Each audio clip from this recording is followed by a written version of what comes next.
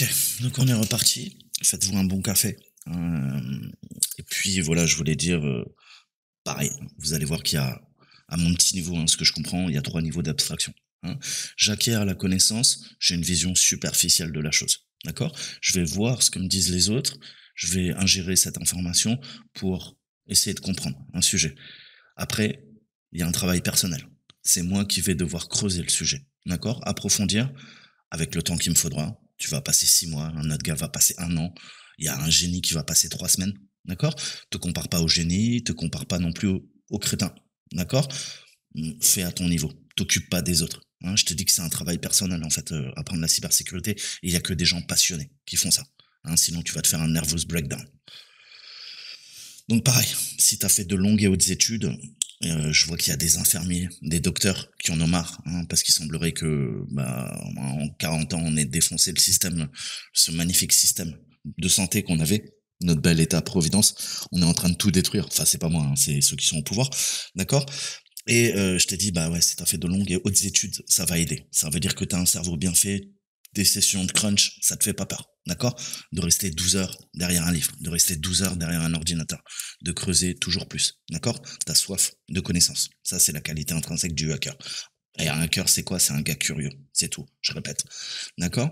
Avant de trouver des OD et tout ça, le hacker, la première définition du hacker, c'est quelqu'un de curieux, qui a envie de comprendre les choses. Ok, tout le reste, on s'en fout. Donc, si t'es fait pour ce métier, si tu penses que c'est ça, si t'as fait 12 ans d'études et tu veux recommencer, ça va être à nouveau 12 ans d'études. Et même, j'ai envie de te dire, en informatique, tu vas creuser toute ta vie. D'accord. Voilà.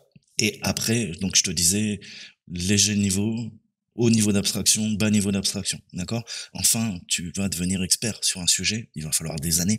Il va falloir comprendre les interactions. Au niveau de l'informatique, tu sais que c'est plein de disciplines, en fait. Et, et les outils, comment tu les utilises, tout ça. Vous savez qu'on réutilise l'acronyme tactique, technique, procédure.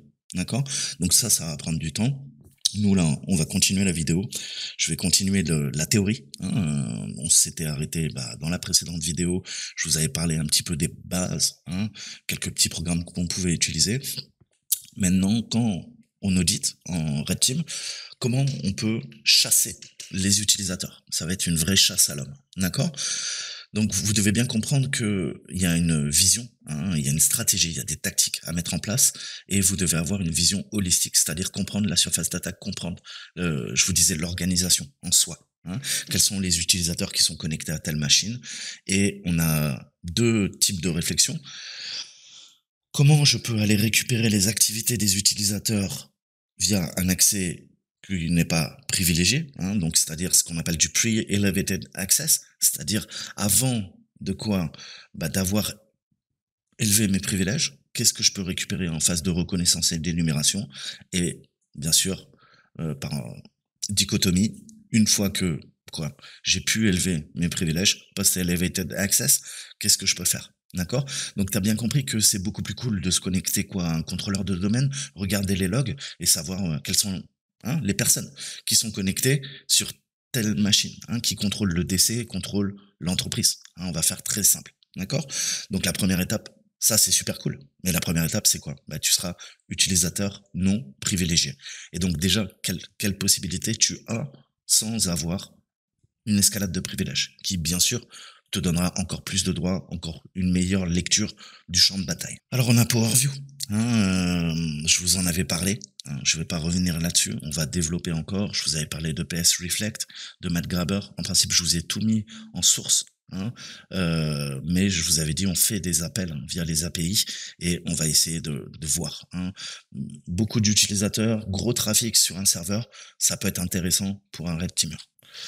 Il y a ce principe au sein de l'Active Directory, on parle de nested group. Donc nous, le but, c'est de comprendre ces groupes. Il y a des groupes et il y a des groupes imbriqués.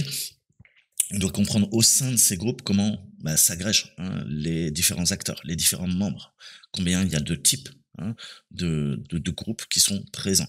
Alors on a la fonction dash recurse avec un R majuscule dans PowerView, et ça va nous permettre de comprendre les liens de filiation, le principe de membership au sein des nested groups, d'accord. Donc ça va nous retourner toute une série de groupes avec les différents utilisateurs et on va avoir la possibilité de regarder qui a les droits, d'accord, pour un groupe particulier. Et ça, en fonction de ça, c'est ce qui va mapper notre chemin d'attaque, ni plus ni moins. Je vous ai parlé de l'ADSI, bien sûr, c'est ADSI, LDAP. C'est vraiment les bases, les requêtes LDAP. Elles sont optimisées d'ailleurs dans Power View et ça va être une approche très pertinente si vous faites du red teaming. Alors on peut faire un get group member, domain admin avec un recurse. Je vous l'avais mis sous les yeux, je vous en avais parlé. Là on est toujours sur notre domaine ELS.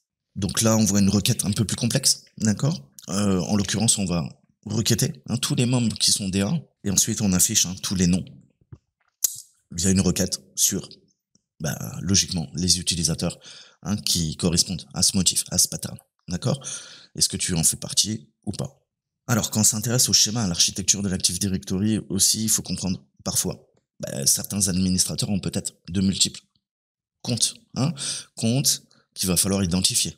En fait, il n'est pas rare que parfois un utilisateur peut avoir quoi, un compte qui n'a pas été élevé et un compte élevé, d'accord. Quand je parle d'élévation, c'est pas qu'il est parti dans le ciel, c'est élévation en termes de privilèges, d'accord. Bas privilège, haut privilège, d'accord. Donc nous, on va essayer de trouver quoi, par les comptes qui sont non élevés, et parfois on peut tomber sur des personnes dites intéressantes, d'accord, et on va s'assurer si elles sont connectées et où elles sont connectées, d'accord, et on va faire de même naturellement pour les comptes à haut privilège, d'accord. Donc ne vous dites pas je me focalise que sur, je t'ai dit, vision holistique. Là tu te dis non mais moi les comptes non élevés, bas privilège, je m'en fous. Non, parce que principe du pivot, du mouvement latéral, parfois tes chemins d'escalade vont nécessiter justement d'utiliser des comptes à bas privilège pour enfin atteindre un compte à haut privilège. Alors pourquoi faire ça? Je vais te donner un exemple.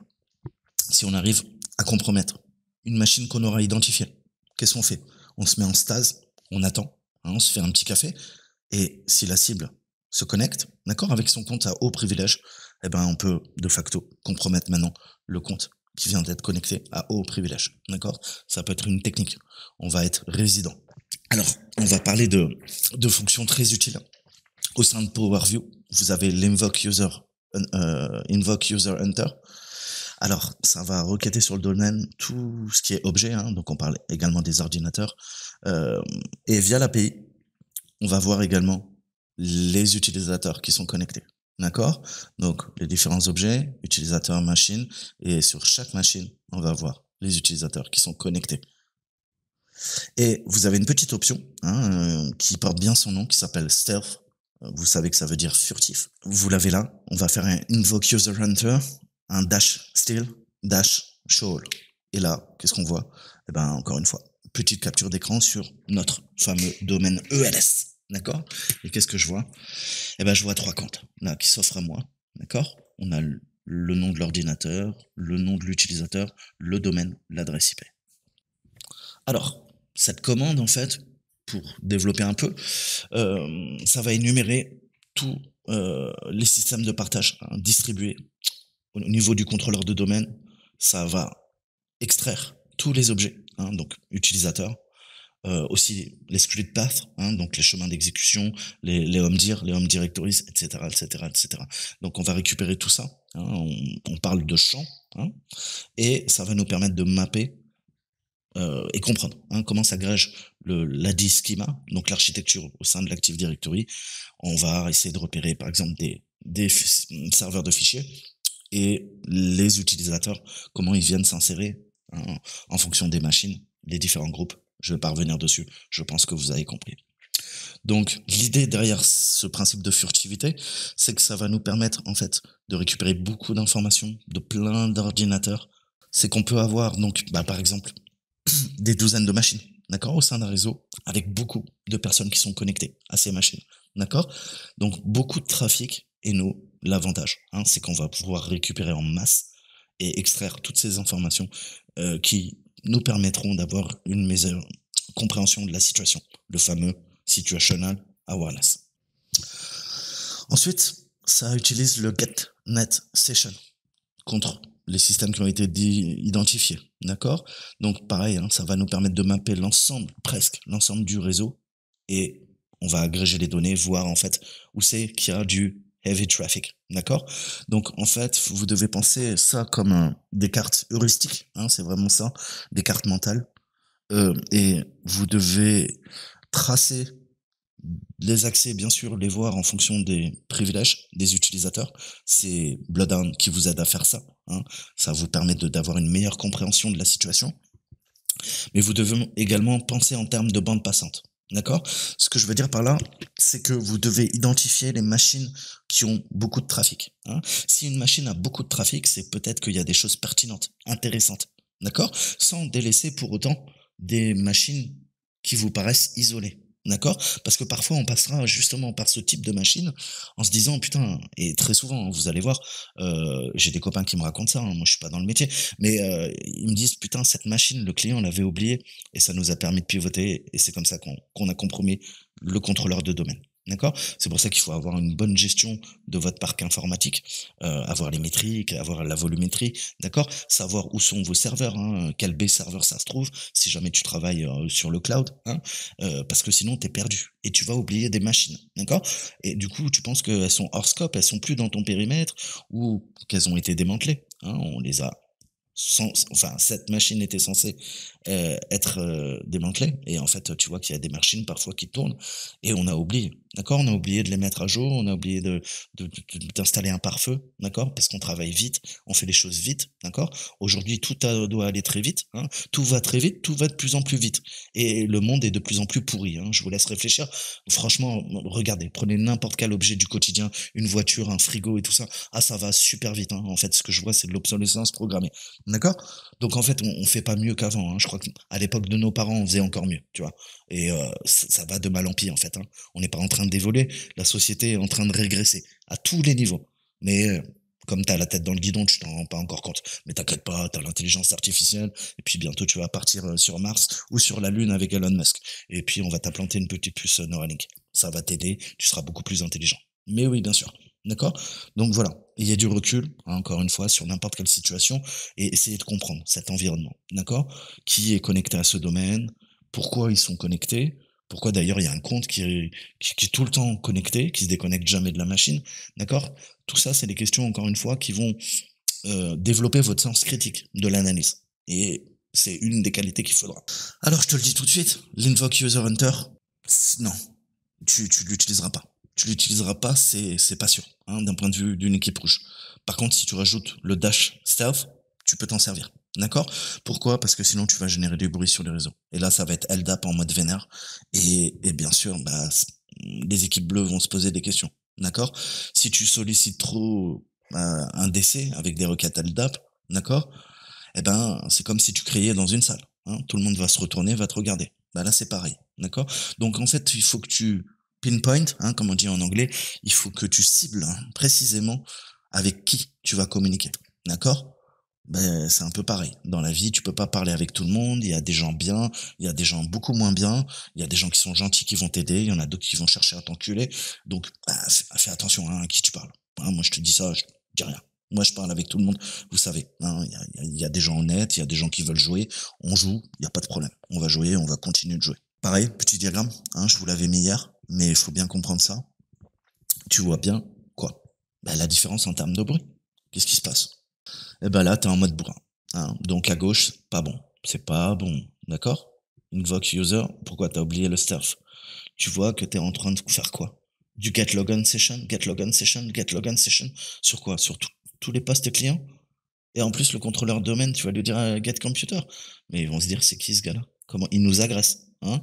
Ça, c'est un pattern. Tu es en train d'agresser les machines, hein. Là, on va se dire, ah, il fait peut-être de l'offensif, hein. C'est pas Toto le hacker. D'accord? À l'inverse, tu vois que le côté droit est beaucoup plus furtif. T'as compris.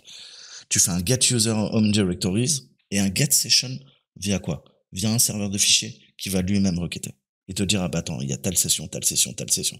D'accord? Donc tu passes par des hommes de paille, par des proxys, par des relais et tu vas interroger une machine et c'est cette machine qui va venir interroger les autres. D'accord? T'as le zombie scan sur Nmap, hein, si tu connais un petit peu le réseau, je t'avais expliqué que on va utiliser une machine et on va prendre en fait, on va détourner les paquets réseau, on va lui dire s'il te plaît, tu peux scanner pour moi, d'accord? Et là, tous les gens, ils vont regarder la machine, ils vont dire, ah bah ouais, mais elle, je la connais. D'accord? Alors que moi, si j'arrive avec mes grands sabots et je commence à scanner les machines, elles vont se dire, qu'est-ce que tu veux, mec? Pourquoi tu m'envoies du trafic réseau? On se connaît pas. D'accord? Alors que si tu passes par un zombie, par un bot, par un botnet, hein, c'est toujours ce principe de pivot, eh ben, ça sera beaucoup moins suspicieux. Hein, tu vois qu'il y a une grosse ligne rouge, t'en as pas quatre. D'accord? Et c'est le file server, le serveur de fichiers, en fait, qui fait la requête pour toi. Voilà, j'espère que c'est clair.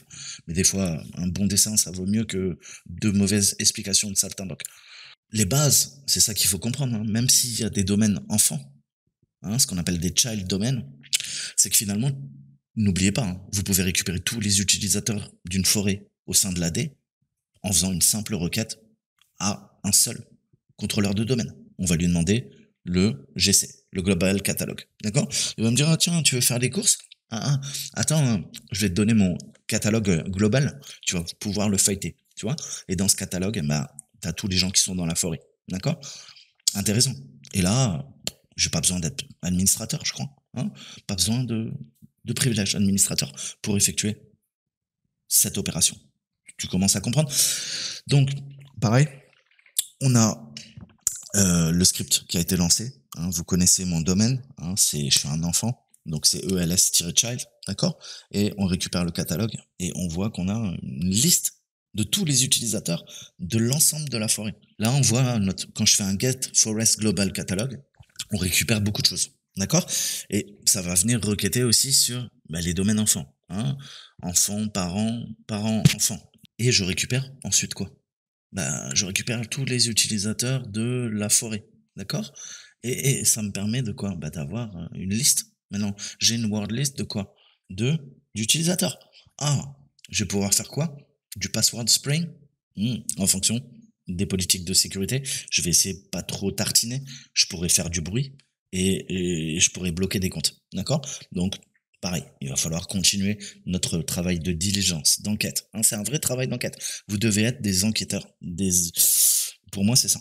Après, c'est ma vision des choses. Hein, encore une fois, je vous dis, moi, je vous apprends comment moi je vois les choses. Il y a plein d'autres façons de les voir. Hein. Je vous donne tout le temps des analogies, des paraboles, des métaphores. D'accord? Mais c'est un vrai travail d'enquête. Alors, on va parler un peu du LA. Alors, le LA, hein, par opposition DA, c'est le local admin. Ok? Donc, on va faire de l'énumération. Et Windows, ce qu'il faut bien comprendre, c'est que si l'utilisateur est authentifié, hein, donc tu fais partie du domaine, eh ben, il peut lui-même énumérer en fait les membres hein, de son groupe local, mais sur une machine distante. D'accord? Donc, encore une fois, hein, je vous mettrai un peu de documentation Microsoft. Voir comment vous pouvez faire des appels distants hein, à la base SAM, les règles de sécurité. Hein. On a un principe du get local group hein, où parfois ça peut être verrouillé. Hein. Si les administrateurs ont bien fait leur réglage, leur hardening, hein, leur durcissement des systèmes, parfois ça ne va pas marcher, encore une fois, mais il faut tester. D'accord? Donc, dans ta tête, tu as cette carte heuristique et tu te dis, ok, tu fais séquentiel. Hein. C'est pour ça que je te dis, pareil, c'est martial, c'est un plan d'attaque. Tu dois avoir un plan d'attaque, tu dois avoir des stratégies, tu dois avoir une vision objective de la surface d'attaque, d'accord, du champ de bataille, d'accord, tes techniques, tes tactiques, tes stratégies, d'accord. Et petit à petit, tout simplement, tu as une checklist et tu vas dire, ok, quand je penteste en AD, je dois faire ça, ça, ça, ça, ça, ça, ça, ça. Si ça marche pas, je peux faire ça, ça, ça, ça, ça, ça. D'accord? Mais c'est pour ça, allez voir chez Orange, ils font du bon boulot. Hein, c'est pas ce qu'on leur reproche. Mais il y a des gens très intelligents. Hein, il y a des gens qui travaillent pour l'armée, même pareil. D'accord? Et en fait, toutes ces caractéristiques, c'est les plus pertinentes en fait. Hein, c'est pour ça qu'il faut aller vraiment sur le GitHub de Orange Cybersec parce que ils ont tout compris les mecs. Hein, et je crois qu'ils recrutent des gens plutôt intelligents. Hein, mais je peux me tromper. D'accord? Donc c'est ça. Et ces cartes au début, bien sûr, tu pourras pas tout apprendre. Tu vas les regarder. Et à force, tu vas les comprendre. Et une fois que tu les auras comprises, tu vas mettre en adéquation. Hein, c'est ce que je te disais, 3 niveaux d'abstraction. Tu acquiers la connaissance, tu t'intéresses à ce que font les autres. Deuxième étape, maintenant tu passes en apprentissage profond. Tu fais du deep learning, d'accord? Avec tes putains d'algorithmes. Je te dis que ton cerveau, c'est un ordinateur. Et plus tu vas passer du temps à dépenser du temps, mais pour ta vie, pour grandir, pour être plus intelligent. Je te dis, à 20 ans, moi aussi, j'étais con. Bah, tu verras, tu vas bosser, tu vas bosser, tu vas bosser, tu vas être de moins en moins con, tu vois. Mais ça demande un travail personnel, hein. C'est du temps que tu passeras pas à faire autre chose, certes. D'accord? Mais tu vas avoir un autre niveau, une autre grille de lecture, un autre niveau de compréhension. Là, tu passes en apprentissage profond, tu t'intéresses à un sujet, tu le ponces, je te le dis tout de suite. Et après, tu te dis, OK, là, je commence à être à l'aise. Maintenant, on va mettre en place des stratégies, des tactiques. Quels outils je vais utiliser, quel programme je vais utiliser, comment je fais. Et là, tu mets la main à la pâte, d'accord? Parce que je te dis, t'as beau regarder ce que font les autres, c'est pas ce qui va faire de toi que tu seras bon. Il faut que tu pratiques, d'accord? Mais ça, c'est la dernière étape. C'est le niveau le plus bas, d'accord? Tu passes à la pratique. T'es en très bas niveau. Très haut niveau, t'essayes de comprendre un sujet. Au milieu, t'as fait la moitié du boulot, d'accord? T'as creusé et t'as plus besoin des autres, tu commences à réfléchir par toi-même, d'accord? À apprendre. Et après, tu mets en exergue, en pratique. Donc, l'énumération locale, on y revient. On a un WinNT, hein, donc c'est ce qu'on appelle un service provider.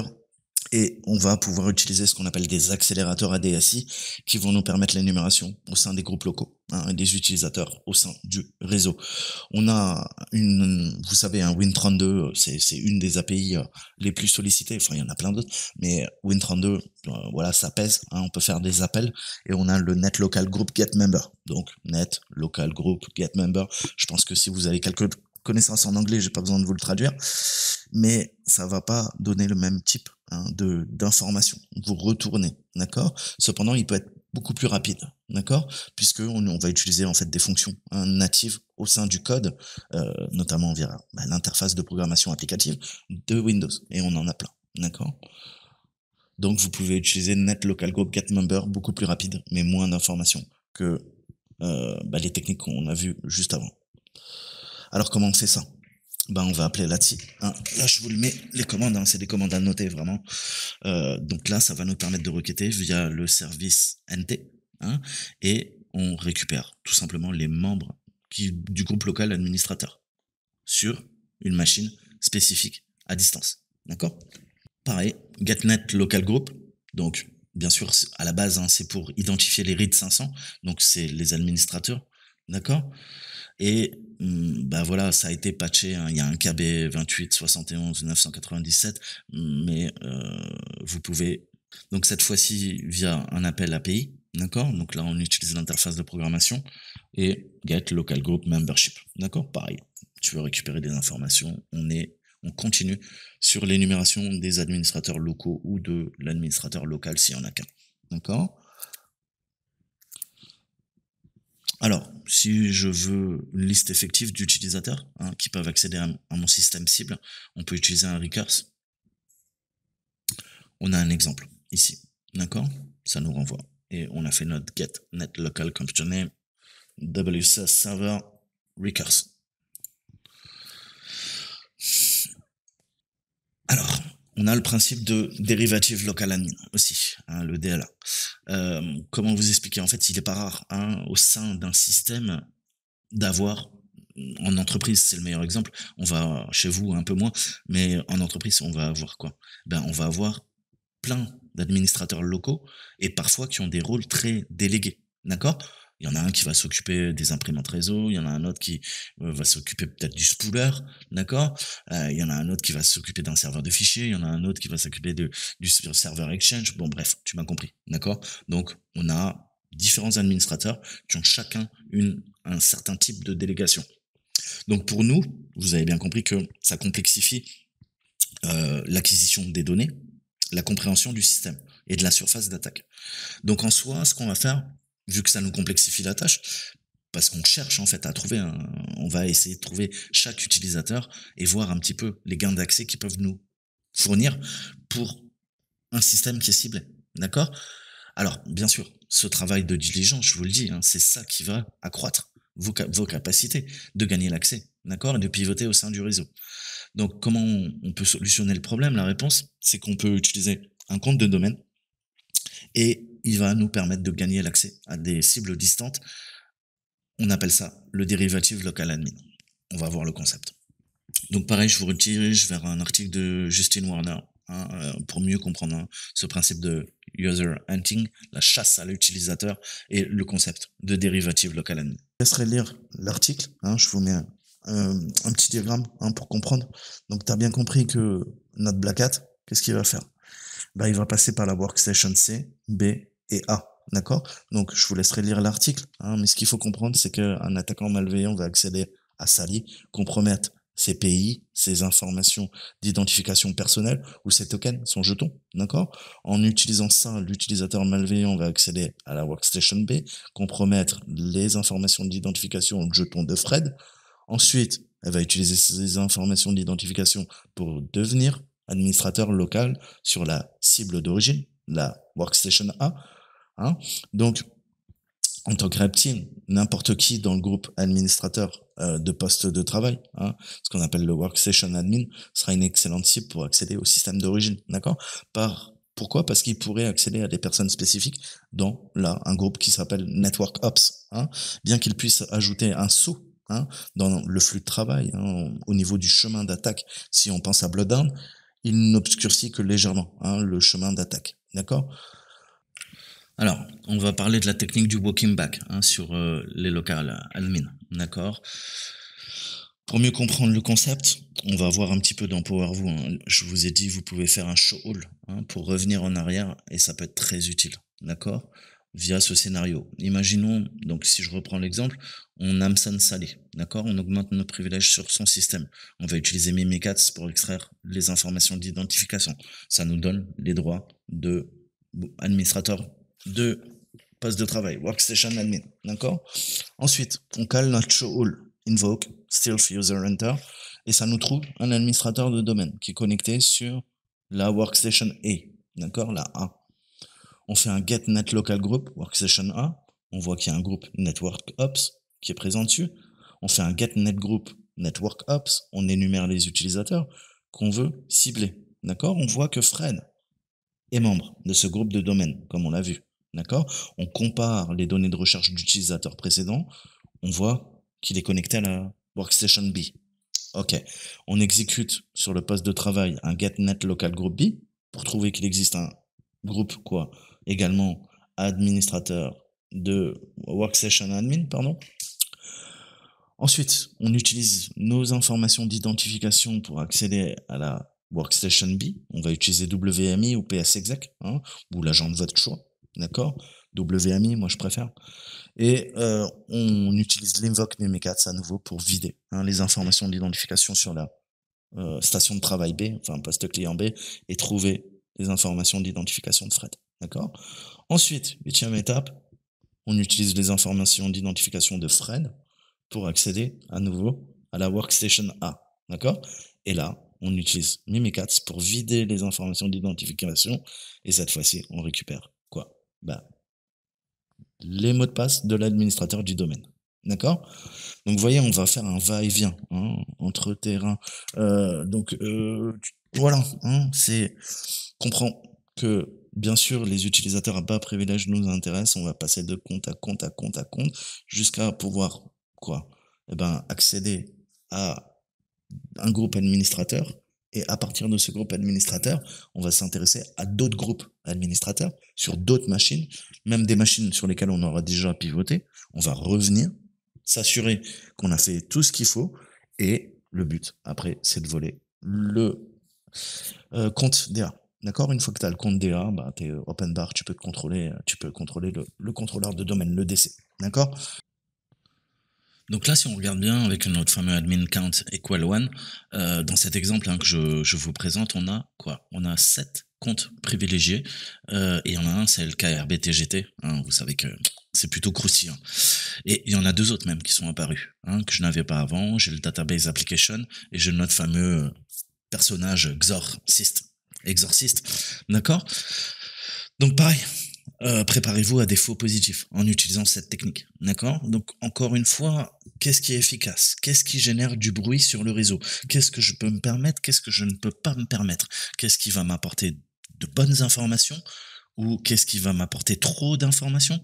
Du coup, je vais devoir parser la donnée, la raffiner, d'accord? Et qu'est-ce qui pourrait éventuellement me donner des faux positifs et m'induire en erreur, d'accord? Au niveau de mon analyse.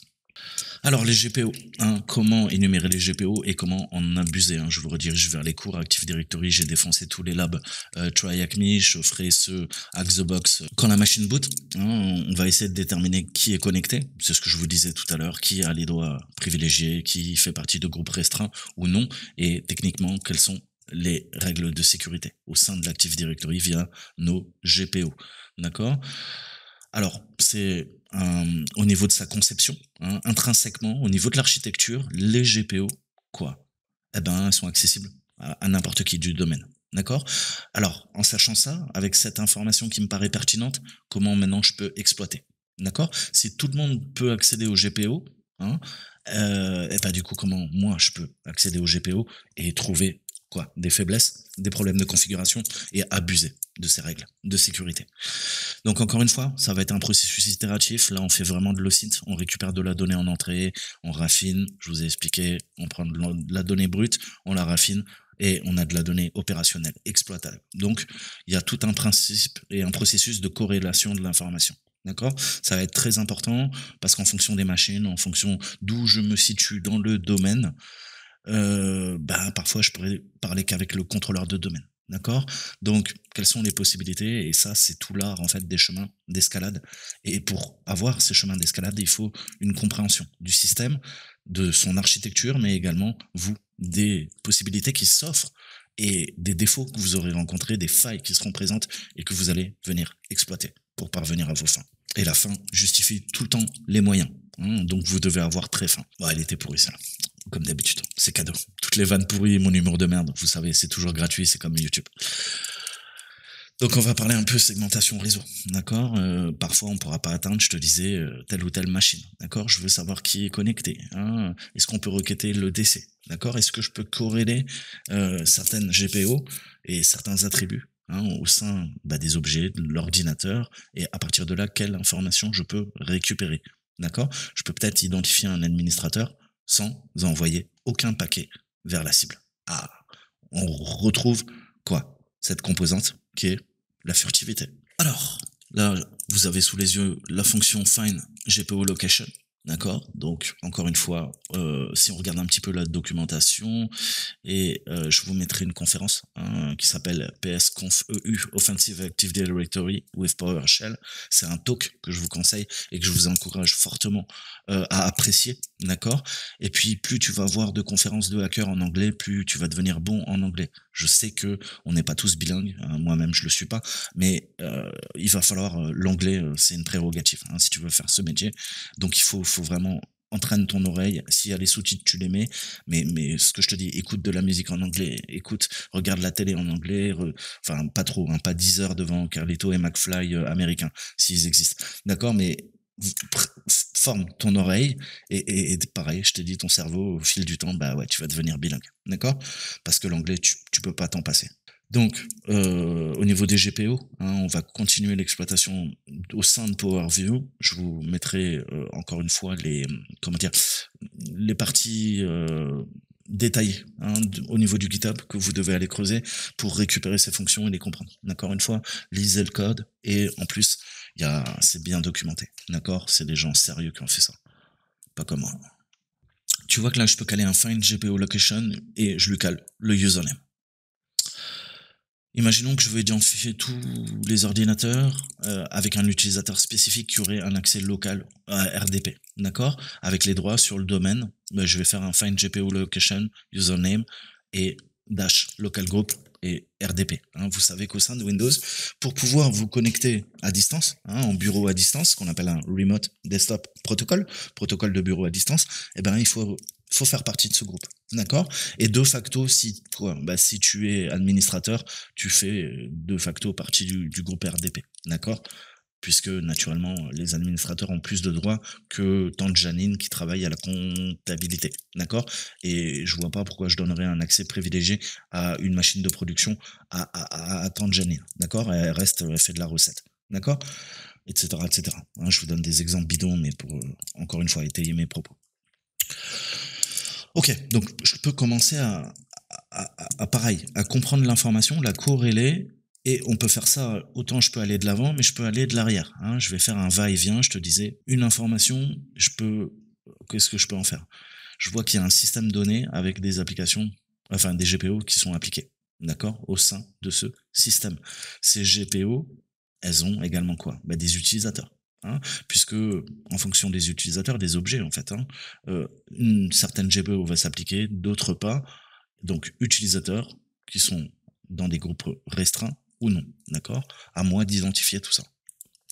Imaginons qu'il y a un groupe desktop admin, d'accord? Il a les droits administratifs sur cette machine Windows. Si je veux éventuellement rechercher les utilisateurs ou les groupes, d'accord, qui peuvent administrer cette machine, je peux faire une énumération GPO, d'accord? Le computer name, bah, je vais lui donner, et là, éventuellement, je vais récupérer des informations viables, d'accord, exploitables.